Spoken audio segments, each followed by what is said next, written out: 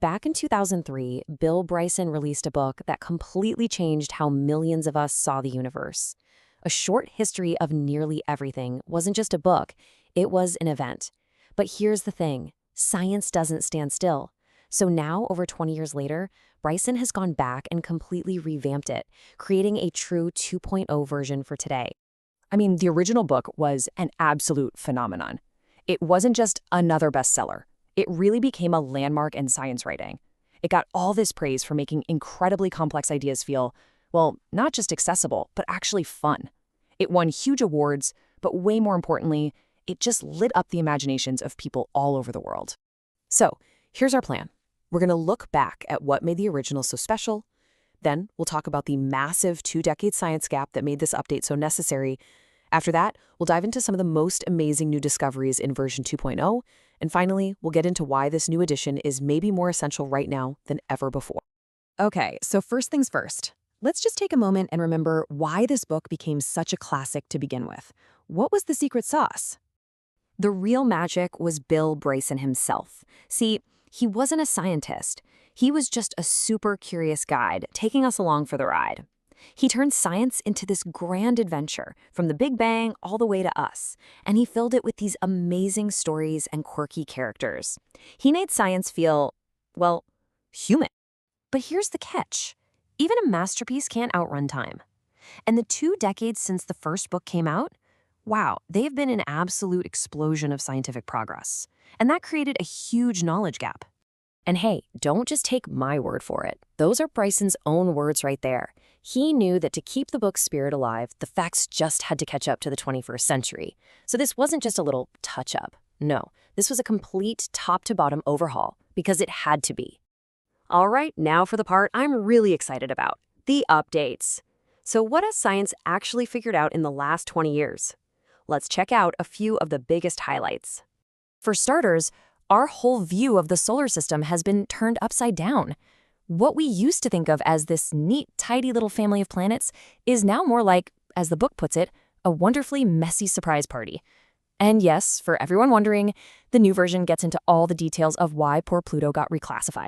And the sheer scale of discovery is it's mind-boggling. Get this, the number of known moons zipping around the planets in our solar system has more than doubled. Most of these are tiny, icy newcomers that are telling us a brand new story about our cosmic neighborhood. And in the world of particle physics, whoa, we've had a total game changer. The original book came out almost a decade before scientists at CERN finally confirmed the existence of the Higgs boson. The new edition breaks down this massive discovery, which filled in a huge piece of the puzzle of, well, everything. And yet, and this might be the most humbling part, for all we've learned, the book is a powerful reminder of how much we don't know. Just look at this. Everything we can see, everything we can measure, all the stars, planets, you and me, that's only 5% of the universe. The other 95%, it's still a profound mystery made of dark matter and dark energy. The story of where we come from has also been completely rewritten.